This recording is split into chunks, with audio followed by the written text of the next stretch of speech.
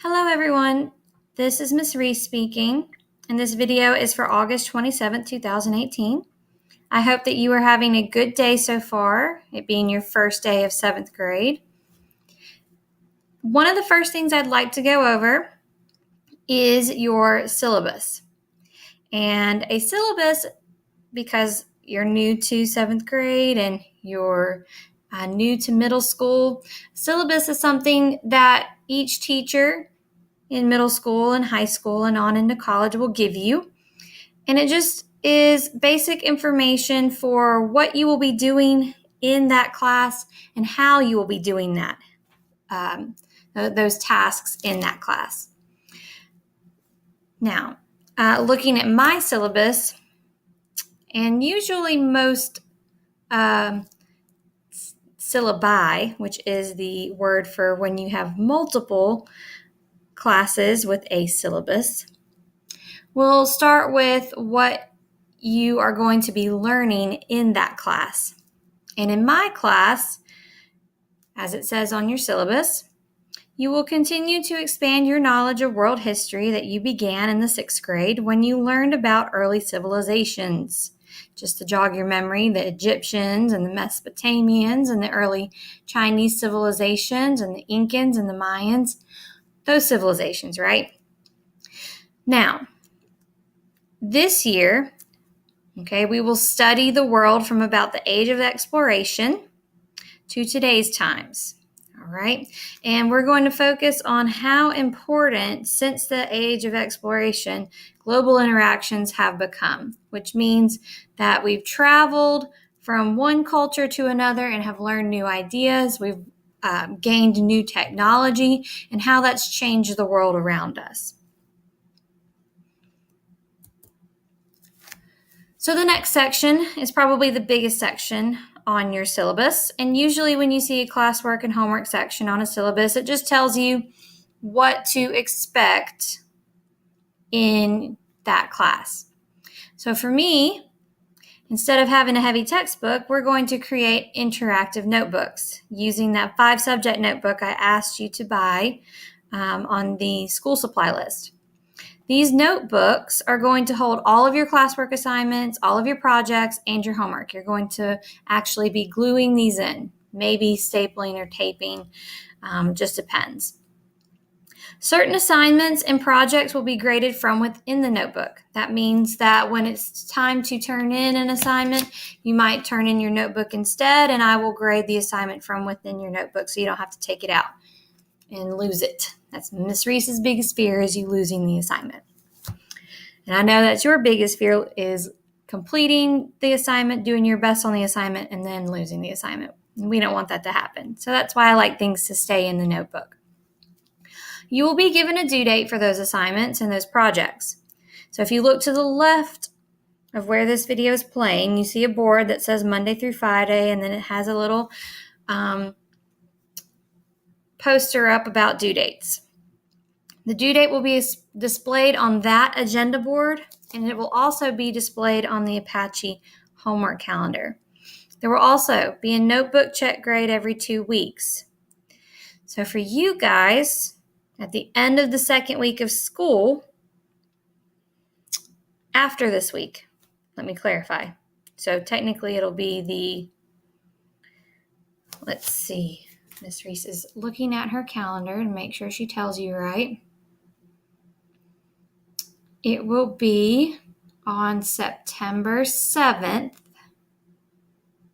not the 14th. It will be September 7th, the first time I come back to school after school and collect your notebooks and grade them, and you'll have them back on September 10th. Anyway, moving on. If your work is incomplete by that due date, you have 5 days after the due date to turn in a late assignment. So if there is one particular handout you had, a worksheet that I'm grading, you have 5 days to turn that in as a late assignment. Now, that means with each day after the due date, you have a 10-point reduction accumulating. And accumulating means that it grows, it gets bigger and bigger. So if it's 1 day late, That's only 10 points. But it accumulates or gets bigger on day 2 with 20 points. On day 3 with 30 points, right? And you can think of a 100 minus 30 points. So by day 3, you're already looking at a 70 being your highest grade. So you definitely want to make sure you turn your work in on time. After 5 days, it's a 0 in my grade book.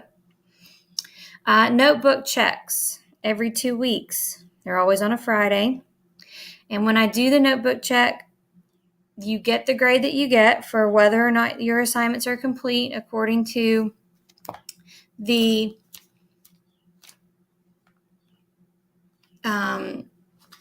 interactive notebook rubric I will be giving you. And the notebook check grade cannot be resubmitted for a new grade. All right, so let's move on. If you're absent, all right, the majority of you in the room are 12 and 13 years old. And I believe that you are old enough to be responsible for coming to your teacher, and not just me, but your math and your science and your English teachers as well, right? And asking for the assignments that you missed. You need to ask your teachers for the assignments that you missed. And for my class, you have 2 weeks to make sure that you've got those assignments in your notebook the way they should be glued in and completed the way they should be completed without penalty towards your notebook grade.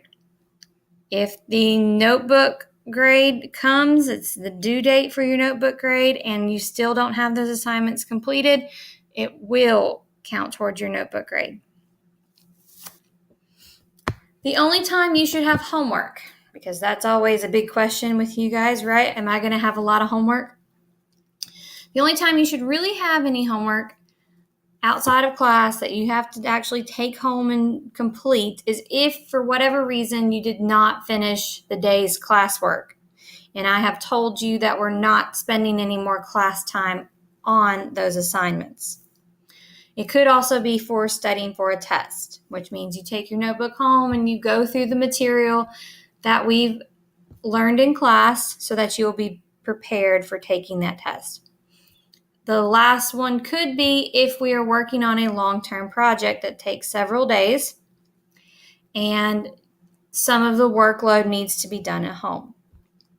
Sometimes, not every night, it'll be every couple weeks, I may give you a quick question or two to answer to reflect on what you learned in class. And that helps me when I read through your notebooks to know whether you really understood what we were learning in class that day. In case you forget what the homework is, it will be posted online on the Apache homework calendar. And you can access that through ARNT's website. On the left-hand side, you find our team page and find the homework calendar from there. Every teacher, including myself, expect you to have turned in your best work. I will try to mix up projects between visual projects that, require you to color and draw and have artistic ability, and then others that are more written projects. So those who are better poets or better writers, to give everyone an equal opportunity when it comes to showing off what they are capable of. Tests. Yes, you will have them. What if you need to retake one?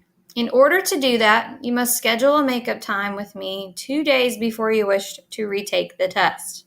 That gives me 2 days to schedule and make sure I don't have anything else going on, and gives me time to print out the copy of your test so that you can actually have it to take. The retest, the times you may take it are during homeroom, during lunch, or after school. And I will replace your original score with your retest score unless it is lower than the first. So if you did better on your first test, I will keep that test score instead. Expectations. I have 3, and they're pretty simple. But first, let's talk about what an expectation actually is. Having an expectation means having a belief that someone will or should achieve something. I want all of you to achieve success in my class. And how do you do that? It comes when you follow these expectations.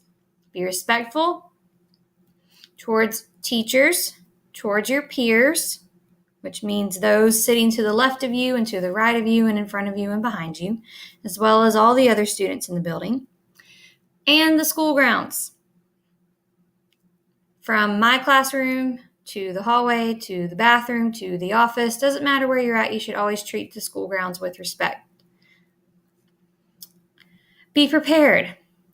When you're prepared, that means that you're arriving to class on time, you're coming with the correct materials, you're keeping assignments completed, and you're staying on task throughout class. You're not letting those around you distract you, and you are not distracting those around you. And last but not least, be engaged. That's very important.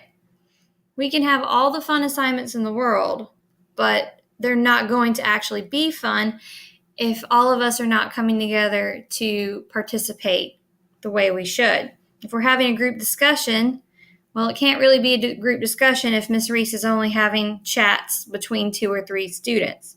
I need everyone in class to participate if we're having a group discussion, right? If I am speaking and trying to give you information you need to be able to work on your own and work with those around you, that means that participating is staying quiet and making sure you're listening carefully so that you understand what you're going to be doing. And that way you can make class more meaningful. Extra credit. In Ms. Reese's class, there are 3 ways that you can get extra credit. First, I will start by going over the easiest way. And because it is the easiest way, it does not have the most points that you can get towards boosting a grade, but just enough to maybe turn a grade from a C to a B or a B to an A. Just depends on what you need. So there's a program called CNN Student News. So at the bottom half of your extra credit section on your syllabus, that's where I'm reading from.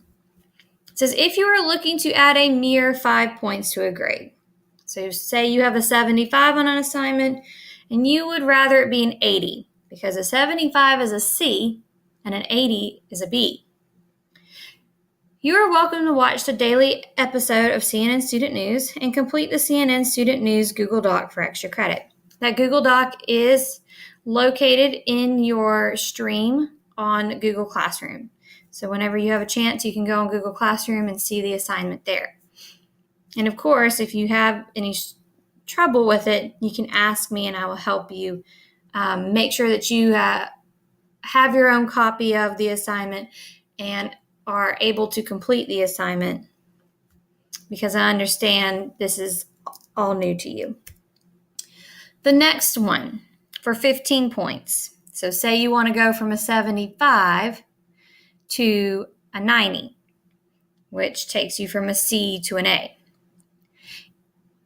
That requires you to go to an actual event. These events will be outside of school, so it is on your time, your parents' time, all right? And you have to attend the event, and there is an assignment that will go along with it as well. It will also be a Google Doc assignment. It will also be on Google Classroom. The special events could be something like a reenactment. We have places like Fort Dobbs, where the French and Indian War took place, and they do reenactments of the French and Indian War. So I may open that up as an opportunity for extra credit if you go to that. If these events are happening, Ms. Reese will tell you in class what is happening locally, and I will give you any information you need about that event in order to attend it. If you find an event that I have not found and I have not mentioned, you are welcome to ask me about it and ask me if that would count as a special attendance and count for extra credit. And last but not least, the biggest one, right? If you want to completely replace your lowest grade that you have received in my class, so if you did very horribly on a test and you really don't want to retest, say you made a 60 on it, and you really just don't want to retest and you would rather do an extra credit assignment and replace that grade, you can do a Google Doc that I also have on Google Classroom that says media versus historical event. And pretty much, I'm going to read this word for word and then I'll talk about it a little more. When it comes to history, there are a lot of different ways to tell a story. We will be learning about primary and secondary sources as well as credibility. If you want extra credit, your job is to discover the truth. You need to compare a media interpretation of a historical event or person with the true events. You can use a movie, a television show, a video game, a book, or something else. And to complete this type of extra credit, you will have to ask me for the written assignment and listen to my expectations for the assignment so it will be completed correctly. I have turned the written assignment into a Google Doc, but I would still like for you to let me know if you plan on doing this extra credit so that I can walk you through how to do the assignment so that I know it will be done correctly. And once you've completed this and I have read it and it is to your best ability, your best work, I will have it replace your lowest grade that you've received so far. Cheating and plagiarism. You will hear this a lot as you get older. It just comes with age, right? And as you get older, we expect your work to be your own. You're getting old enough to form your own opinions and old enough to explain things in your own words without having to copy from the teacher or from a source directly. If I discover that you have used someone else's work as your own on purpose, you've taken another student's work and copied it word for word, you've taken it off the internet and copied it word for word, you will get an automatic 0 for that assignment, no matter how small it may be. That's cheating and taking someone else's work as your own. I will also be letting your parent or your guardian know about why you got that 0. And I don't think you want me to call home for that reason. I think you want me to only call home for good reasons, which I do. I do call home and I do brag on students very often. So, if I feel that you have done so by accident, if I feel that you have used a quote but didn't tell me who it came from, so you didn't cite it correctly, I will give you one chance to redo the assignment. And that will be the one and only chance you get to do that assignment over again. So make sure that when you're doing your own work, that it is in your own words, and that we are not taking another classroom or classmate's words as our own, or the words of someone else online or in a book as our own. Leaving the classroom. So if you have to ask me to return to your locker for class materials, you're not following expectations. And if it becomes a habit, you are habitually, which means doing it very often, right? You are going to your locker 3 or 4 times a week for my class. There will be consequences. You can expect silent lunch. You can expect a parent conference if I start to notice the habit forming and not changing for the better. You don't want bad habits to form early because they are hard to break. If you have to use the restroom, raising your hand is the best way to get my attention and ask to go, or Mr. Reese's attention and ask to go, or any other sub that may be in the room at the time. If you are tardy to class, please have a note ready. That means ask whomever you were with to write one for you. If you're in the office, ask the secretary. If you're in the nurse's room, nurse's office, ask her to write you a note. If you're with the counselor, make sure that she or he writes you a note. If you're coming from another teacher, make sure that she or he is writing you a note. I need to know where you're coming from, why you're late from class. And last but not least, listening to music. When I give you time in class to work on assignments independently, you may listen to music on headphones or earbuds. This must be done through your laptop, which means you plug it into the side of your laptop, your Chromebook. We're not getting out cell phones. Should not have those out of your lockers. Should not have those in class at all. Or other personal devices. I don't think they make MP3 players anymore. If they do, then Miss Reese has not seen them in a while, but they used to be the device for music when I was in middle school. But long story short, any other personal devices, cell phones, no. You can listen to music on your laptop. I should not be able to hear it. Mr. Reese should not be able to hear it. Whoever the other sub in the room may be should not be able to hear it from across the room, and it should not distract you or others from work. Please know that your teachers, all of your teachers, have access to a program where we can remotely, that means from our computer screens, see your computer screen and see what you are working on. And if you are working on finding that perfect song that only lasts 3 or 4 minutes, and it takes you 10 minutes to find that song, I will be able to see all of that, and that you are doing that instead of working on whatever the assignment is that you should have pulled up on your Chromebook. I can tell you to turn your music off at any time if I feel it is distracting, or just because I said so. All right, so now we're going to transition, and we're going to talk about your notebook. It's time to set up your notebook. So make sure you have your notebook out on your desk. Make sure that you have colored pencils and a pencil out on your desk. And make sure that you have the materials that Mr. Reese is going to be passing out, if he hasn't already, out on your desk. Okay. So setting up your interactive notebook. Your interactive notebook is sitting on your desk right now, and you have your plastic front cover facing you, looking right back at you right now. I would like for you to take that plastic cover piece, flip it open to the very first line page of your notebook, and this becomes page 1. Page 1 is what we would call the title page.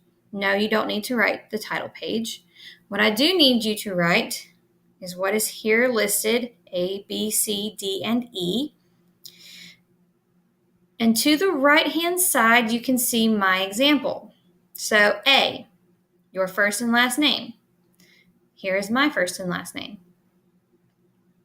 B, name of class. It's social studies. C, class period, right? Period of class. I have written first, second, third, and fourth. You only need to write the class period that you are in. So take a moment, think to yourself, am I in first period, second period, third period, or fourth period? If you're not sure, raise your hand, ask Mr. Reese, and he can tell you. All right. So you should only have one number there, 1, 2, 3, or 4. Please write the name of the teacher, Miss Reese, okay, and the name of the team, Apache team. I have you do this so that in the event your notebook gets kicked around and lost on the bus, kicked around and lost in the hallways, somebody can open up your interactive notebook and say, oh, okay, this is who this belongs to. This is the teacher on what team I can take it to, and make sure it gets back to its rightful owner. The last thing on your page that you need, and it was kind of cut off in my image, but you see in the bottom right-hand corner where I put PG. That stands for page. And to the right-hand side of that, if you would write a little number 1, page 1, so that you know that this is page 1. And Mr. Reese is welcome to pause this video at any time so that you guys have a chance to fill out your interactive notebook.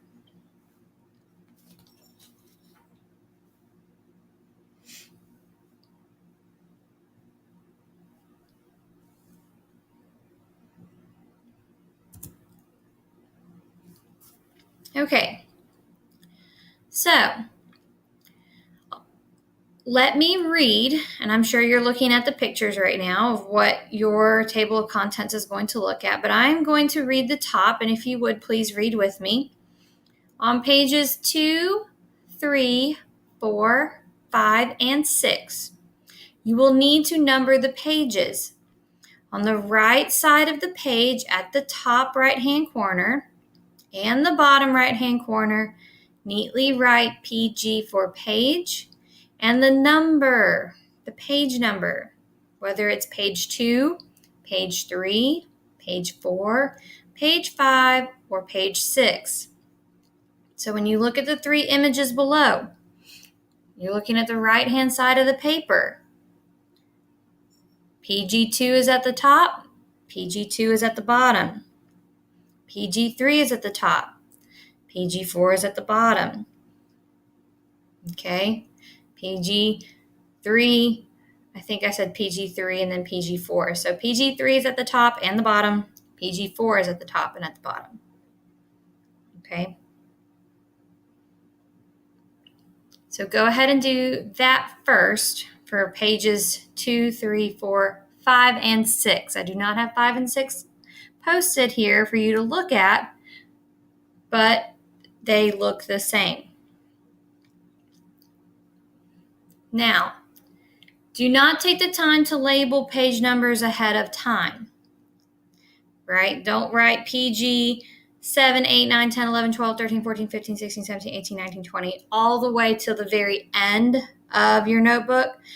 I will tell you the day of, when you have your instructional video or when I'm in class, what pages we're working on for that day. And you will add those pages for that day together in class with me. Okay? So for right now, we've labeled up to page 6. Now, looking at these pictures, I would like for you to fill in on the top line, table of contents. All right, and the next line down, you see where I have written title, topic, subject. To the right-hand side of the red line, and PG to the left-hand side of the red line. My red line, I've drawn over it in green marker just to make it easier for me to see it. But if you would, for pages 2, 3, 4, 5, and 6, go ahead and make your table of contents and label page, title, topic, subject. And Mr. Reese has a copy of my binder, my notebook, so that if you need to see how I've done it in closer up, he can hold it up, pass it around so you can see what it looks like.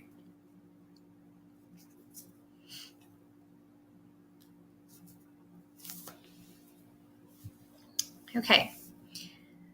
Next, looking at the table of contents on page 2,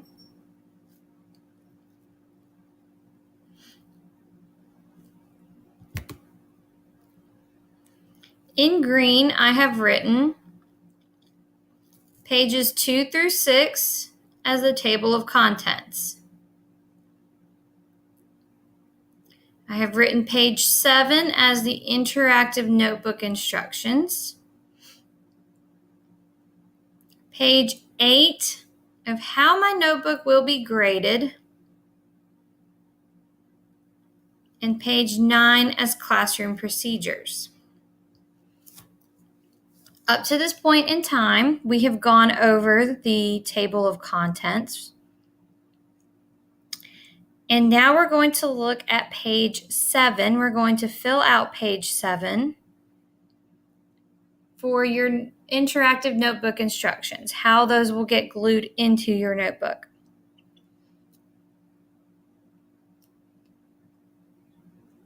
So, before we move on, go ahead in your table of contents and write down pages 2 through 6 as the table of contents. Page 7 has interactive notebook instructions. Page 8 as how my notebook will be graded. And page 9 as classroom procedures.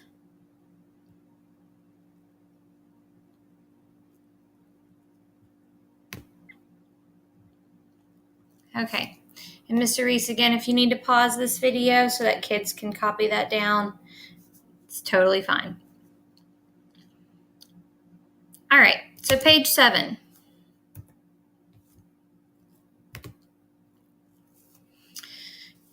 You're going to glue your interactive notebook instructions that I just went through part 1 and part 2 with you with, and part 3 actually. We're on part 4, where you will glue these instructions on how to set up my notebook on page 7 after the table of contents. When you glue this in, looking at your paper, the first thing you need to do is fill out page 7 at the top right-hand corner, page 7 in the bottom right-hand corner, and the title of your page, Interactive Notebook Instructions. So take a moment to do that.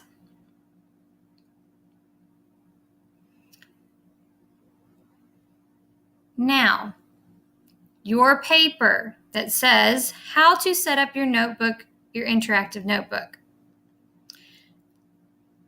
Down towards the middle of the page, you will see in bold where it says Notebook Setup Steps. I would like for you to take the bottom of your paper. If you look to the left-hand side the left-hand side image, you can see the crease where I have folded my paper just below the information for number 2.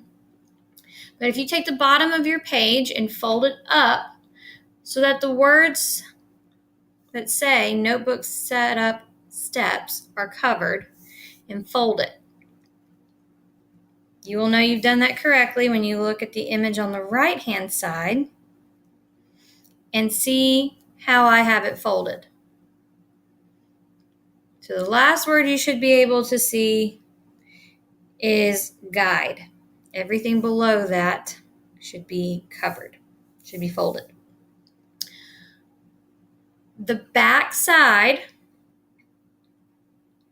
okay, between where it starts with almost and then where it ends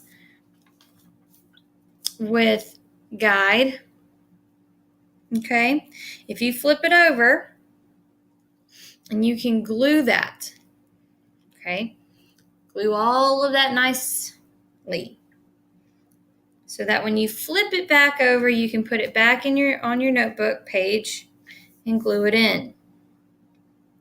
And we have it folded up so that when you close your notebook, nothing will stick out.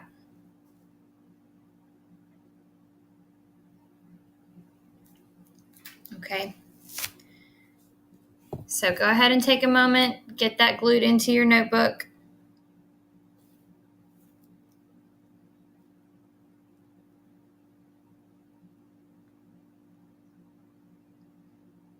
All right, now let's move on. This image shows you what your left hand and right hand of your spiral notebook should look like. And Mr. Reese can hold it up and show you as well. You had one extra paper that was given to you that says, I blank understand and have read the syllabus and interactive notebook requirements, and you sign it. And then your parents look over the syllabus and they look over your interactive notebook instructions and they sign it. And then that contact information is really just there for me in case I need to get a hold of you or get a hold of a parent for you. It's just easier to have it there in the binder where I can pick it up off your desk, flip to that, and get your information that I need. All right, and you can see that I have actually cut out that part. So you're welcome to use scissors and cut that out and then glue it in on the left-hand side.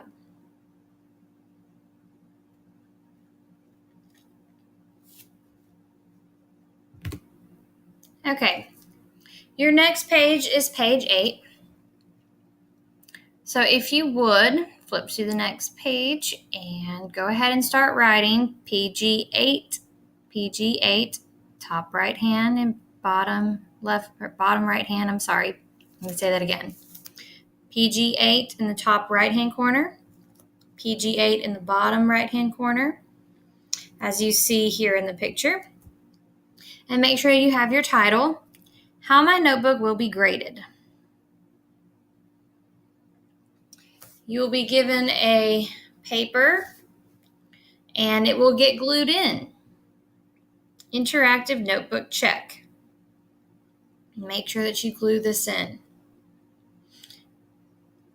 This is so that when Miss Reese is going through your notebook, you know exactly what I'm looking for to give you your notebook grade. I'm looking to see that your table of contents is updated with the titles and the page numbers. I'm looking to see that you've got your page numbers throughout. So I'm looking for page 8 at the top and the bottom. Don't worry about the glossary for now. When we start working with vocabulary words, I will tell you where that goes in your notebook. The interactive notebook is neat and organized, and all work is complete. That is super important. Nothing should be lost or ripped out or torn up or sticking out of the sides of your notebook. All right. So go ahead and get that glued in. Make sure that your title says How My Notebook Will Be Graded and that you have your page numbers. Okay. Now, moving on.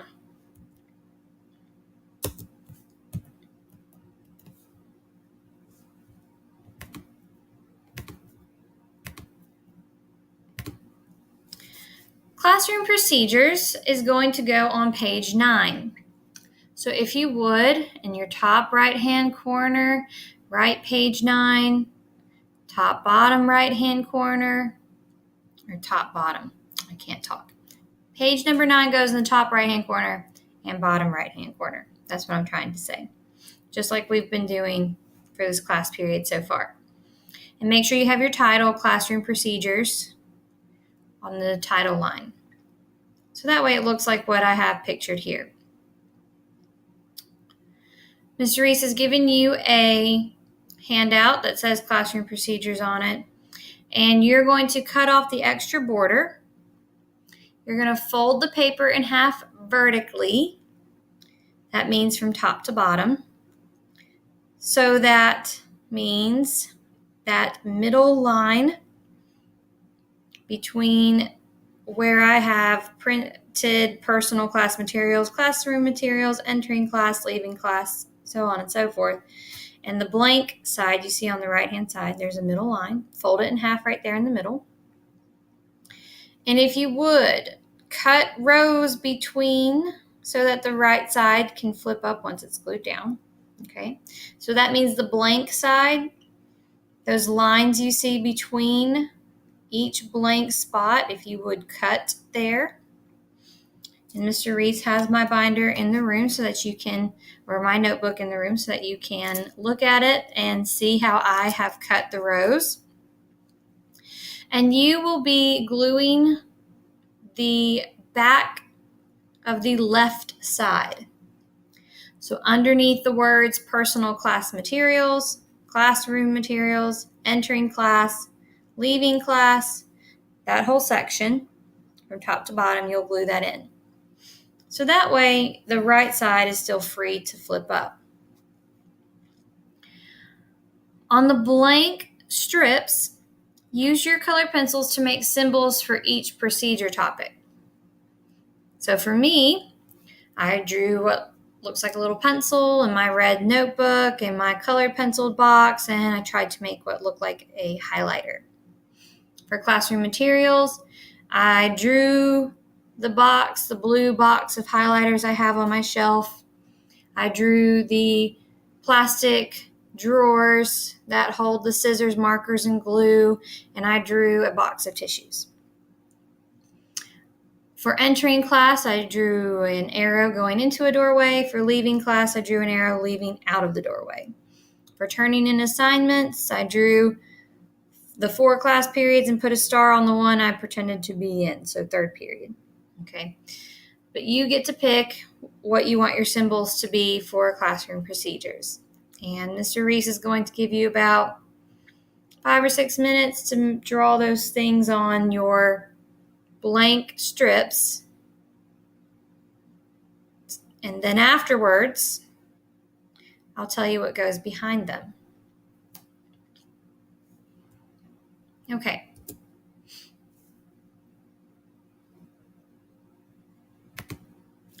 So, the first one is personal class materials.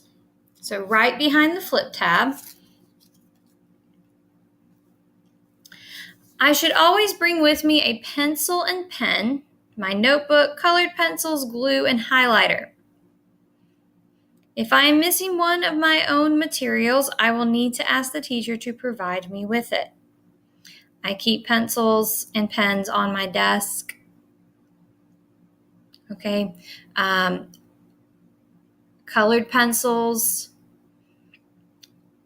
If you raise your hand, okay, I may allow you to ask the person next to you to borrow a colored pencil for now. Otherwise, I will have crayons that you can use in the meantime. Glue or highlighter, I may, once you've asked that you need it, let you get that off of the bookshelf.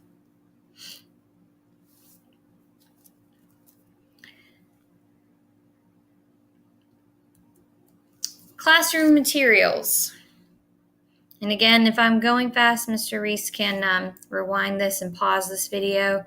You can rewind it and pause it at home so that you can go and make sure you've got this copied down. Classroom materials.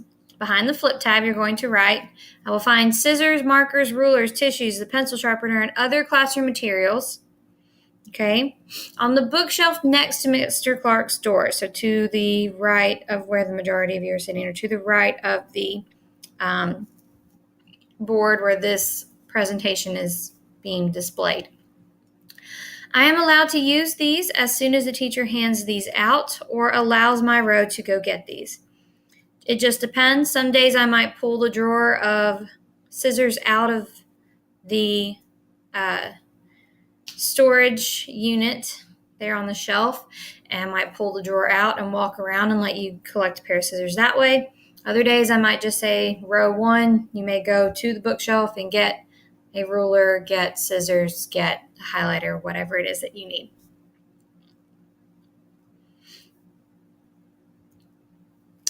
Entering class. So, when you walk through the door, okay, I'm saying this to you, and I'm going to read it out loud, but I'm reading this as if I were you, okay, as if I were the student. So if I were the student, I need to come into class and go straight to my desk with my things. I need to sit down and look at the board to see which materials I need to get out for the day. Okay, some days you may see where it says just your interactive notebook and a pencil. Other days I might just say you need the interactive notebook, pencil, colored pencils, and your Chromebook. So it's important for you to look to the board and see what you need to get out from the start of class. It's also important to look to see what page in your notebook to turn to. All right, and what to start writing down for your warm-up if there is one. If I need to sharpen my pencil, so if you need to sharpen your pencil, what am I supposed to do? I need to make sure that I do this at the beginning of class. If there is a line, then wait till it dies down before you go and sharpen your pencil. There should be no more than 2 people next to the pencil sharpener at once. All right. You do not sharpen your pencil while I am talking, while Mr. Reese is talking, while what other sub is in the room. is talking. Okay, that is rude and we don't do that. That's not being respectful to the teacher in the room. When you're leaving class, okay, Mr. Reese, I myself, or whoever else may be in the room, okay, will tell you that you have 5 minutes before class is about to end. And it is in this time when he lets your row get up to go put materials away, to go throw your trash away. You need to make sure you have done that. That's why it says here, and that's why you're going to write this down. When it is time to leave, I need to make sure I have put away any classroom materials and thrown away any trash. I need to line up when my row is called and be ready to leave through Mr. Clark's door to my next class. We always go in clockwise order.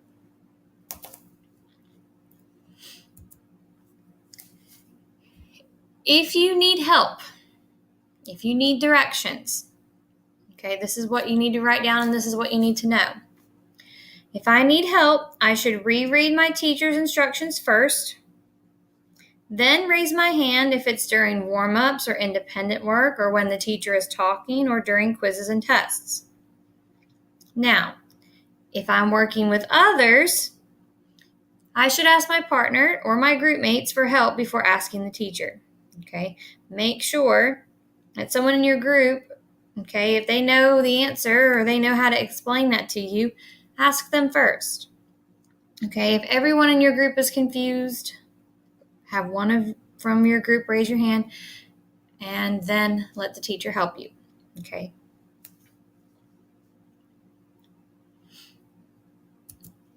Turning in assignments. So we've talked about this a little bit in the syllabus, right?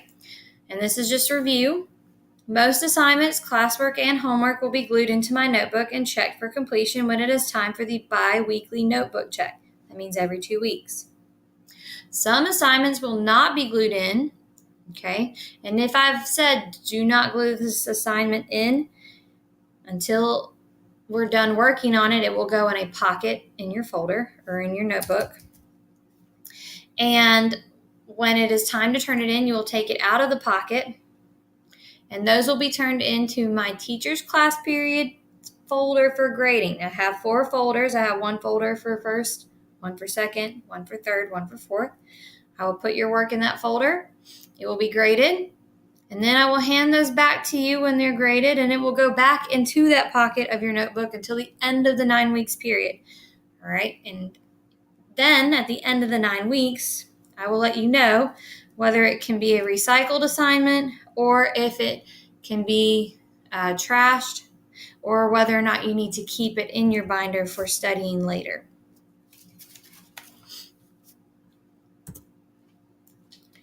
If you are absent, I'm going to read this now.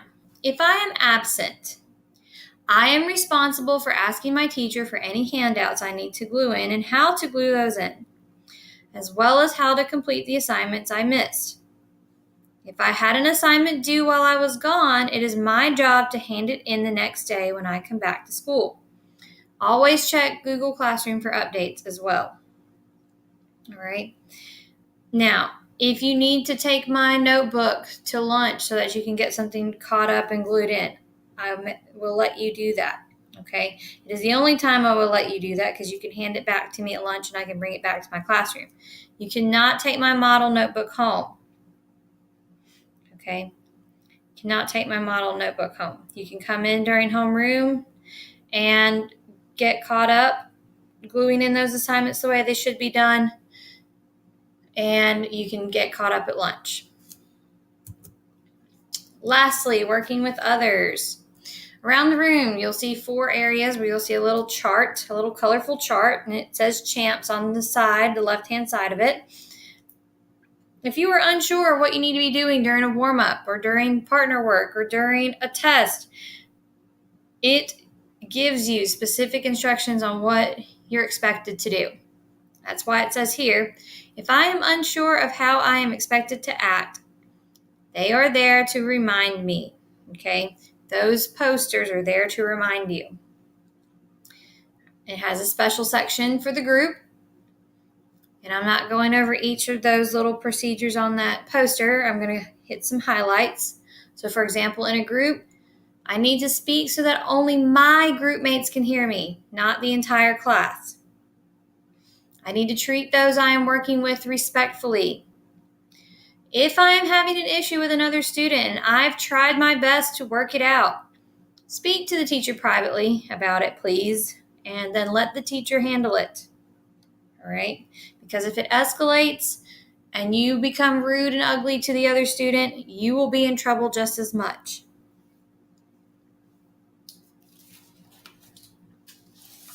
All right. So, you have now gone over the syllabus with me. We have set up your notebook for day 1. We have gone over classroom procedures so that you understand how class should go and how you are to act and how you are to turn in your assignments and things of that nature. Okay?